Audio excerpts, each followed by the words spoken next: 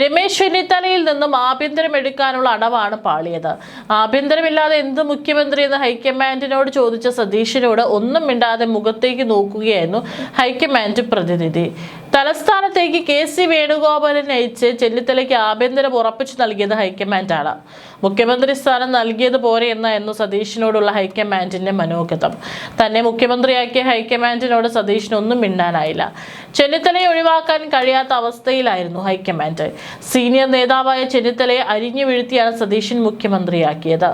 ചെന്നിത്തലയുമായി നിയുക്ത മുഖ്യമന്ത്രി VD സതീശൻ കൂടിക്കാഴ്ച നടത്തിയതിന് പിന്നാലെയാണ് ആഭ്യന്തരം ചെന്നിത്തലയ്ക്ക് നൽകിയത്. സതീശൻ ധനമന്ത്രി സ്ഥാനം ഏറ്റെടുക്കാനാണ് സാധ്യത. മുഖ്യമന്ത്രി സ്ഥാനം VD സതീശന് നൽകിക്കൊണ്ട് ഹൈക്കമാൻഡിന്റെ അറിയിപ്പ് വന്നതോടെ ചെന്നിത്തല കടുത്ത അതൃപ്തി അറിയിച്ചിരുന്നു. ചെന്നിത്തല മന്ത്രിസഭയിലേക്കില്ലെന്ന തരത്തിൽ അഭ്യൂഹങ്ങൾ ഉയർന്നു. ദീപാദാസ് മുൻഷിയും VD സതീശനും ഉൾപ്പെടെ പിന്നീട് ചെന്നിത്തലയെ വീട്ടിലെത്തി കണ്ട് മഞ്ഞുരുക്കത്തിന് ശ്രമം നടത്തി. തുടർന്ന് മന്ത്രിസഭയിലേക്ക് വരണമെങ്കിൽ ആഭ്യന്തരം തന്നെ വേണമെന്ന് ചെന്നിത്തല നിലപാടെടുത്തതായി വാർത്ത പുറത്തു വന്നിരുന്നു. ആഭ്യന്തരം വിട്ടു നൽകുന്ന കാര്യത്തിൽ VD സതീശൻ പൂർണ്ണ തൃപ്തനല്ലെങ്കിലും മുഖ്യമന്ത്രി പദം ലഭിച്ച സ്ഥിതിക്ക് ആഭ്യന്തരം ചെന്നിത്തലയ്ക്ക് കൊടുക്കാൻ അദ്ദേഹം നിർബന്ധിതനാവുകയായിരുന്നു. തനിക്ക് ആഭ്യന്തരമില്ലെങ്കിൽ ധനകാര്യം വേണമെന്ന് സതീശൻ നിലപാടെടുത്തെന്നാണ് റിപ്പോർട്ട്. ആഭ്യന്തര മന്ത്രിസ്ഥാനത്തിന് പുറമെ ഒരു മന്ത്രിസ്ഥാനം കൂടി താൻ നിർദ്ദേശിക്കുന്ന ആൾക്ക് ലഭിക്കണമെന്ന് ചെന്നിത്തല ആവശ്യപ്പെട്ടതായാണ് അടുത്ത വൃത്തങ്ങളിൽ നിന്ന് ലഭിക്കുന്ന സൂചന.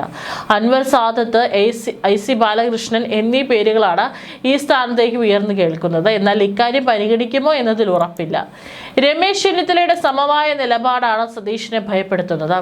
മുൻ മുഖ്യമന്ത്രി പിണറായി വിജയനെതിരെയും 10 വർഷക്കാലം നീണ്ടുനിന്ന ഇടതുമുന്നണി ഭരണത്തിനെതിരെയും അതിശക്തമായ നിലപാട് സ്വീകരിക്കാൻ ഒരുങ്ങി നിൽക്കുകയാണ് മുഖ്യമന്ത്രി.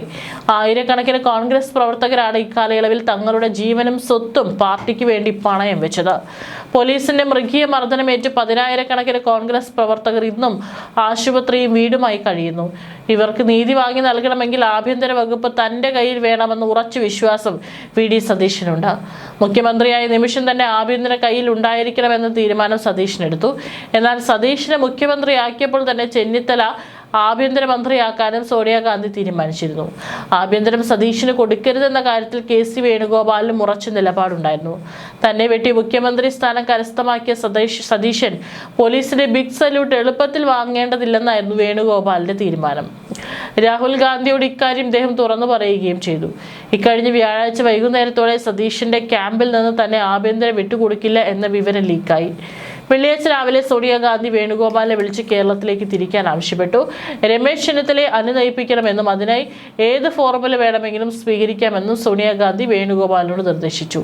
വേണുഗോപാലിന് ഇത് സന്തോഷകരമായൊരു മുഹൂർത്തമായി. അദ്ദേഹം തലസ്ഥാനത്തെത്തിയതോടെ ചിത്രം മാറി.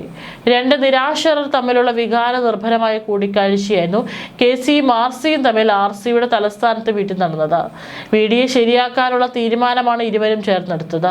അടച്ചിട്ട മുറിയിൽ നടന്ന കൂടിക്കാഴ്ചയിൽ ആഭ്യന്തരത്തിൽ തന്നെ ഉറച്ചു നിൽക്കണമെന്നും അതിന് ഹൈക്കമാൻഡിന്റെ പിന്തുണയുണ്ടെന്നും KC അറിയിച്ചു. അതിനു മുമ്പ് റവന്യൂ ഉപമുഖ്യമന്ത്രി സ്ഥാനവും കിട്ടിയാൽ കുഴപ്പമില്ലെന്നായിരുന്നു RCയുടെ ധാരണ. എന്നാൽ KC പറഞ്ഞതോടെ RC പത്തി മടക്കി. തുടർന്ന് ആഭ്യന്തരത്തിൽ ഉറച്ചു നിന്നു. സാദത്തിനെ മന്ത്രിയാക്കണമെന്നും ആവശ്യപ്പെട്ടു. ലീഡർ K കരുണാകരനെതിരെ ചെന്നിത്തല സ്വീകരിച്ച നിഷേധാത്മക നിലപാടാണ് അദ്ദേഹത്തെ കപ്പിനും ചുണ്ടിനുമിടയിൽ മുഖ്യമന്ത്രി പദം നഷ്ടപ്പെടുന്ന തരത്തിലുള്ള പ്രതിസന്ധിയിൽ എത്തിച്ചതെന്ന് വിശ്വസിക്കുന്ന നിരവധി കോൺഗ്രസ് നേതാക്കൾ കേരളത്തിലുണ്ട്. താനടക്കം നയിച്ച തിരുത്തൽ വാദം തെറ്റായി പോയി എന്ന് ഇപ്പോൾ തോന്നുന്നതായി രമേശ് ചെന്നിത്തല പിൽക്കാലത്ത് സമ്മതിച്ചിട്ടുണ്ട്. അദ്ദേഹത്തിന്റെ വാക്കുകൾ ഇതാണ്: അതിനിപ്പോൾ പശ്ചാത്തപിക്കുന്നു. അമിതമായ പുത്രവാത്സല്യം ലീഡറെ വഴിതെറ്റിക്കുന്നു എന്ന ചിന്താഗതിയിൽ നിന്നാണ് തിരുത്തൽ വാദം ഉടലെടുത്തത്. അന്ന് കേരളീയ പൊതുസമൂഹം മക്കൾ രാഷ്ട്രീയത്തിനെതിരായിരുന്നു. എന്നാൽ ഇന്ന് അതല്ല സ്ഥിതി. മക്കൾ രാഷ്ട്രീയം സാർവത്രികമാണ്.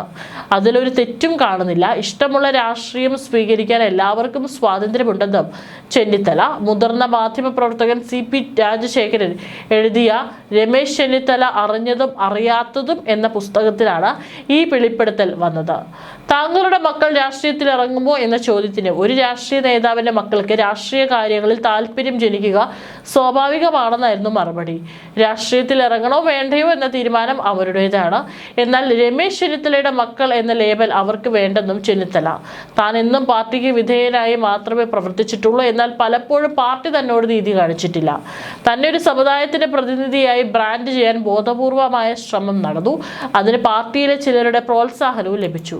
പാർട്ടിയുടെ കേരളത്തിലെ മുതിർന്ന നേതാവായിട്ടും സമുദായത്തിന്റെ പേര് പറഞ്ഞ് തന്നെ മാറ്റി നിർത്തി. സംഘടനാ തലത്തിൽ തന്നേക്കാൾ ജൂനിയറായ KC വേണുഗോപാലിനെയും ഡോക്ടർ ശശി തരൂരിനെയും പ്രവർത്തക സമിതിയിൽ ഉൾപ്പെടുത്തിയപ്പോൾ 2 പതിറ്റാണ്ട് മുമ്പ് ലീഡർ പുറത്തുപോയ ഒഴിവിൽ നൽകിയ പ്രത്യേക ക്ഷണിതാവിന്റെ പദവിയാണ് ഇപ്പോഴും നൽകിയത്. അതിൽ കടുത്ത അനീതിയുണ്ട്. പാർട്ടി ശത്രുക്കൾ വളഞ്ഞിട്ട് ആക്രമിച്ചപ്പോൾ സംരക്ഷിക്കാൻ പാർട്ടി വരാത്തതിലും ദുഃഖമുണ്ട്. 2016-21 കാലത്ത് ഇടത് സർക്കാരിലെ അഴിമതികൾ ഓരോന്നായി വെളിച്ചത്ത് കൊണ്ടുവന്ന് തിരുത്തിച്ചപ്പോഴും പാർട്ടി പിന്തുണച്ചില്ല. പദവിയല്ല, പാർട്ടിയാണ് പ്രധാനമെന്ന് വിശ്വസിക്കുന്ന ആളാണ് താൻ. പക്ഷെ ആ വിശ്വാസം തനിക്ക് രാഷ്ട്രീയമായ നഷ്ടങ്ങൾ ഉണ്ടാക്കി. 2011 നിയമസഭാ തെരഞ്ഞെടുപ്പിൽ ഉമ്മൻചാണ്ടിയും രമേശ് ചെന്നിത്തലയും മത്സരിക്കുകയും വിജയിക്കുകയും ചെയ്തതോടെ മന്ത്രിസഭയെ ആര് നയിക്കുമെന്ന് പലതരത്തിലുള്ള ഊഹാപോഹങ്ങൾ ഉണ്ടായി. കഷ്ടിച്ച് 72 MLA-മാരുടെ മാത്രം പിന്തുണ ഉണ്ടായിരുന്ന അന്നത്തെ UDF-ൽ ഉമ്മൻചാണ്ടിയും രമേശ് ചെന്നിത്തലയും ഒരുപോലെ അവകാശവാദം ഉന്നയിച്ചിരുന്നുവെങ്കിലും UDF വലിയ പ്രതിസന്ധിയിലെത്തിയുമായിരുന്നു. ഇതൊഴിവാക്കാൻ താനാണ് കോൺഗ്രസ് പാർലമെന്ററി പാർട്ടി നേതാവായി ഉമ്മൻചാണ്ടിയുടെ പേര് നിർദ്ദേശിച്ചത്. പാം ഓയിൽ കേസിൽ കോടതി വിധി എതിരാണെങ്കിൽ താൻ രാജിവെക്കുമെന്നും ഉമ്മൻചാണ്ടി നേരത്തെ അറിയിച്ചിരുന്നു. എന്നാൽ വിധി എതിരായപ്പോൾ KPCC പ്രസിഡന്റ് എന്ന നിലയിൽ താൻ ഉമ്മൻചാണ്ടിയെ കണ്ട് അതിൽ നിന്ന് പിന്തിരിപ്പിച്ചു. കോടതി വിധിയുടെ ധാർമ്മിക ഉത്തരവാദിത്തം പാർട്ടി ഏറ്റെടുക്കുന്നു എന്നതാണ് താൻ അന്ന് പറഞ്ഞത്. പാർട്ടി കൈകൊണ്ട ആ തീരുമാനമാണ് പ്രതിസന്ധി ഘട്ടത്തിൽ ഉമ്മൻചാണ്ടിക്ക് കരുത്ത് പകർന്നത്. അതിനു മുമ്പോ ശേഷമോ ഒരു KPCC പ്രസിഡന്റും സർക്കാരിനെ ഇത്ര ഉറച്ച പിന്തുണ നൽകിയിട്ടില്ല. അതുകൊണ്ട് മാത്രമാണ് 72 MLA-മാരുടെ നാമമാത്ര പിന്തുണ ഉണ്ടായിരുന്ന ഉമ്മൻചാണ്ടി സർക്കാർ വീഴാതെ നിന്നത്. VM സുധീരനെ മന്ത്രിസഭയിൽ ഉൾപ്പെടുത്താതിരുന്നതിന്റെ പേരിൽ KPCC പ്രസിഡന്റായിരുന്ന AK ആന്റണി, കരുണാകരൻ മന്ത്രിസഭയുടെ സത്യപ്രതിജ്ഞയ്ക്ക് ഹാജരാകാത്ത കാര്യം ചെന്നിത്തല തുറന്നടിച്ചു. പാർട്ടിയിലോ സർക്കാരിലോ ഒരു താക്കോൽ സ്ഥാനവും താൻ ആഗ്രഹിക്കുകയോ ആവശ്യപ്പെടുകയോ ചെയ്തിട്ടില്ല. 5ാം മന്ത്രിസ്ഥാനത്തെക്കുറിച്ചുള്ള ചർച്ചകൾ മുറുകിയപ്പോൾ മുഖ്യമന്ത്രി ഉമ്മൻചാണ്ടി വാഗ്ദാനം ചെയ്ത മുഖ്യമന്ത്രി സ്ഥാനം താൻ വേണ്ടെന്ന് വെച്ചതാണ്. 2014 ആഭ്യന്തരമന്ത്രിയായി അന്നത്തെ മന്ത്രിസഭയിൽ ചേർന്ന് പാർട്ടി അധ്യക്ഷ സോണിയാഗാന്ധിയുടെ ആവശ്യപ്രകാരമായിരുന്നു KPCC പ്രസിഡന്റ് ആയിരുന്നു തന്നോട് മന്ത്രിസഭയിൽ ചേരണമെന്ന് ആഭ്യന്തര വകുപ്പ് ഏറ്റെടുക്കുമെന്നും സോണിയാഗാന്ധിയാണ് ആവശ്യപ്പെട്ടത്. മുതിർന്ന നേതാവ് AK ആന്റണിയും തന്നോട് ഇക്കാര്യം ഉന്നയിച്ചു. ലീഡർ വിട്ടുപോയ കേരളത്തിലെ കോൺഗ്രസ് പാർട്ടി വീണ്ടും അധികാരത്തിലെത്തിക്കാൻ കഴിഞ്ഞതും അദ്ദേഹത്തെ പാർട്ടിയിൽ തിരികെ കൊണ്ടുവരാൻ കഴിഞ്ഞതുമാണ് KPCC പ്രസിഡന്റ് എന്ന നിലയിൽ തന്റെ വ്യക്തിപരമായ വലിയ നേട്ടം. അല്ലായിരുന്നുവെങ്കിൽ പശ്ചിമ ബംഗാളിലും ആന്ധ്രാപ്രദേശിലും മഹാരാഷ്ട്രയിലും സംഭവിച്ചത് കേരളത്തിലെ കോൺഗ്രസിൽ സംഭവിക്കുമായിരുന്നു. പാർട്ടിയിൽ തിരിച്ചെത്താതെയാണ് കരുണാകരൻ മരിച്ചിരുന്നതെങ്കിൽ അദ്ദേഹത്തിന് ലഭിച്ച രാജോചിത അന്ത്യയാത്ര അസാധ്യമാകുമായിരുന്നു. കരുണാകരനും പാർട്ടിക്കും അത് എക്കാലത്തും തീരാവേദനയാകുമായിരുന്നു എന്നും ചെന്നിത്തല പുസ്തകത്തിലൂടെ തുറന്നു പറയുന്നു.